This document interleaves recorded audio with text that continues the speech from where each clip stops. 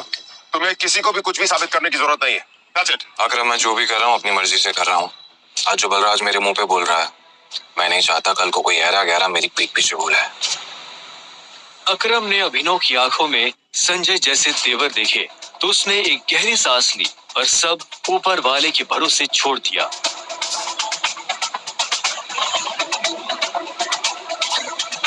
लगभग 1 घंटे के बाद बलराज अभिनव और अकरम के साथ अपनी प्राइवेट एरेना में आ गया था। ये वही एरेना थी जहां पर बलराज अक्सर लड़ाई किया करता था। उस बड़ी सी एरेना में उन तीनों के अलावा और कोई नहीं था। एक बार फिर सोच लो, मैं आज तक इस रिंग में हारा नहीं। तुम इस रिंग में आज तक इसलिए नहीं आ रहे हो बलराज क्योंकि तुम्हारा सामना आज से पहले संजय के बेटे टाइगर से नहीं हुआ था।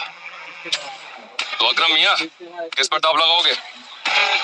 मुझ पर या इस पर?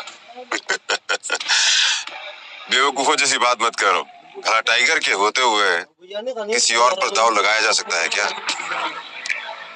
सोच लो, बहुत बुरी तरह पछताओगे। दुनिया हंसेगी तुम पर, मुंह दिखाने लायक नहीं रहोगे। चलो फाइट शुरू करते हैं। अभिनव ने बलराज को ऊपर से नीचे तक देखा। वो देखने में भारी था और अभिनव उसके इसी भारीपन पर वार करने वाला था। दोनों के बीच लड़ाई शुरू हुई। उसने जैसे ही अभिनव पर पहला मुक्का मारा तो अभिनव एक बार को सन रह गया। और एक बात हमेशा याद अपनी आखिरी सांस लड़ना है। समझ गया टाइगर? टाइगर ये किसको लेकर आ गए? ये हम पे राज करेगा? मैंने कहा था ना कि कोई भी हमारे सर पे आकर बैठ जाएगा, बोलेगा कि मैं टाइगर हूँ, और हम मान लेंगे। उसका मुक्का अभिनव की नाक तोड़ता। उससे पहले ही अभिनव को होश आ गया और उसने अपना सर नीचे झुका लिया। बलराज का मुक्का खाली गया और वो पलटकर अभिनव को देखने लगा। अभिनव गंभीर था। उसे याद आ रहा था कि बचपन से ही उसके पिता संजय ने उसे लड़ना सिखाया था। बलराज को इस बार गुस्सा आया। वो फिर से तेजी से अभिनव की तरफ बढ़ा और अभिनव ने झुक करके उसके पैर पर लात मार दी। बलराज अपने आप को संभाल नहीं पाया। अरे बलराज, सरेंडर कर दो। क्यों अपना रिकॉर्ड खराब कर रहे हो? मैं बाहर किसी से नहीं कहूंगा कि तुम टाइगर से हार गए। बलराज एक के बाद एक अभिनव पर मुक्के बरसाना शुरू कर दिए। अभिनव ने अपने आप को उसके मुक्कों से बचाया।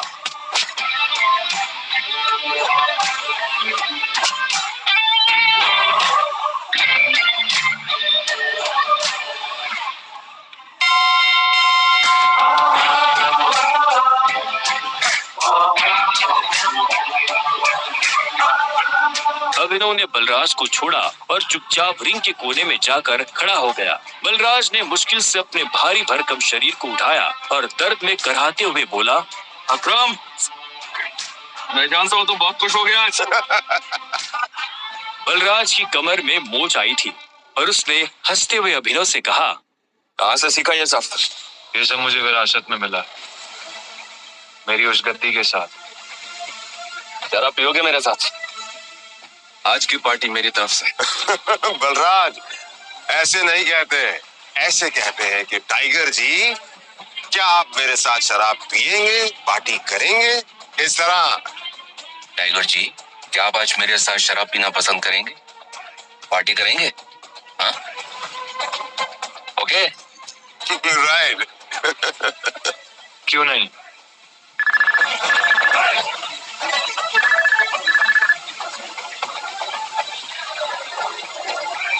हाँ नन्ना। देखो, मेरे मम्मी पापा आ गए हैं। जो कुछ भी है उन्हें सब पता चल चुका है। वो तुमसे मिलना चाहते हैं तो तुम जहाँ भी हो अभी कभी घर हो। क्या अभी? हाँ, तो इतनी हैरान होने की जरूरत नहीं है। जो किया अब उसे भुगतो। वैसे अकरम, अकरम, बलराज, अभी तुम लोगों के साथ नहीं चल पाऊंगा। मुझे घर पहुंचना है, मेरे ससुराल, मेरे सास ससुराल। ससुराल? तुम्हारी शादी कब हुई? लंबी कहानी है, कभी और बताओ। सब ठीक तो है ना? हमें मोंटी को बुलाकर बता देना चाहिए कि नहीं बलराज, अभी फिलहाल इसकी असली पहचान किसी के बारे में पता नहीं चलना चाहिए, और किसी को पता नहीं चलना चाहिए कि टाइगर लौट आया है। ठीक है? मोंटी जो कर रहा है उसे करने दो। चलो मैं निकलता हूँ। और अकरम तुम्हें याद है ना मुझे वो नई नौकरी के लिए। डोंट वरी, तुम्हारा काम हो जाएगा। ये सुन अभिनव ने अकरम और बलराज से हाथ मिलाया और वो बाहर आ गया। उसने अपने जाने के लिए एक कैब बुक कर ली थी। टाइगर, ये लो। ये वही शराब है जो हमने होटल में पी थी। अपने सास ससुर को जाकर पिला देना, उनकी 7 पुश्तों में किसी ने नहीं पी होगी।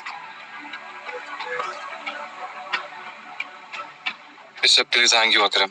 तुम्हें भी वापस आकर हमारी उम्मीदें जिंदा करने की।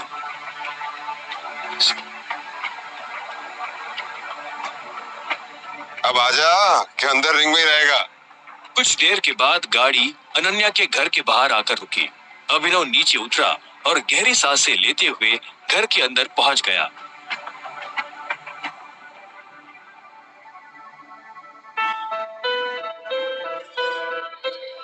नमस्ते मम्मी जी, नमस्ते पापा जी। ये मैं आप लोगों के लिए लेकर आया था। अरे वाह,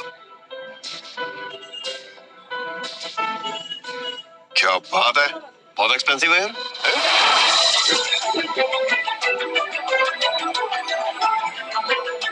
क्या खुशबू है, देख। क्या तुम भी? मुझे तो लगता है ये बॉटल्स कहीं से चोरी करके लाया होगा। तुम्हें लगता है इसके जैसा आदमी इतनी महंगी शराब अफोर्ड कर पाएगा? और तुम ये सब क्यों लाए हो यहाँ पे? हमारे बेटी के साथ जबरदस्ती करने के बाद हमें रिश्वत देना चाहते हो तुम? वो भी चोरी की हुई शराब? सॉरी, लेकिन ना ही मैंने किसी के साथ जबरदस्ती की और ना ही कोई चोरी की है। अच्छा, तो फिर मेरी बेटी के साथ तुम्हारा भूत सोया हुआ था? तुम ये सब इसलिए कर रहे हो ना ताकि तुम मेरी बेटी की जायदाद हड़प कर सको? तुमने कहा तुम और कहा मेरी बेटी। अभिनव को ऐसा लगा जैसे उसके सीने में किसी ने छुरा घोंप दिया हो। कोई भी उसकी बात सुनने को राजी ही नहीं था। हाँ, ये बात ठीक है कि वो अनन्या के साथ एक बिस्तर पर सोया था, लेकिन उसने ये सब जानबूझकर नहीं किया था। उसे खुद नहीं पता था कि वो अनन्या के कमरे में कैसे पहुंच गया। अगर उसे पहले से ये सब पता होता तो वो कभी ऐसा नहीं करता। पर आखिर में अभिनव ने कोई सफाई नहीं दी। उसे पता था कि कोई फायदा नहीं होगा। गूंगे हो? मुंह में जुबान नहीं है तुम्हारे? शर्मिला, बैठ। अभिनव, बैठ जाओ। शर्मिला अभी भी गुस्से में उसे देख रही थी। अभिनव बैठा और राजीव ने आगे कहा, तो वहाँ जो कुछ भी हुआ है हमें उसके बारे में सब कुछ पता है, और अनन्या को भी ये मालूम नहीं है कि उसके साथ कैसे हुआ है। लेकिन मुझे ऐसा लगता है कि वहाँ पे कोई बहुत बड़ी गड़बड़ हुई है। चलो, अब जो कुछ भी है, तुम्हारे और अनन्या का रिश्ता तो बदल नहीं सकते। वैसे भी जो कुछ हुआ उसका उसे मलाल नहीं था।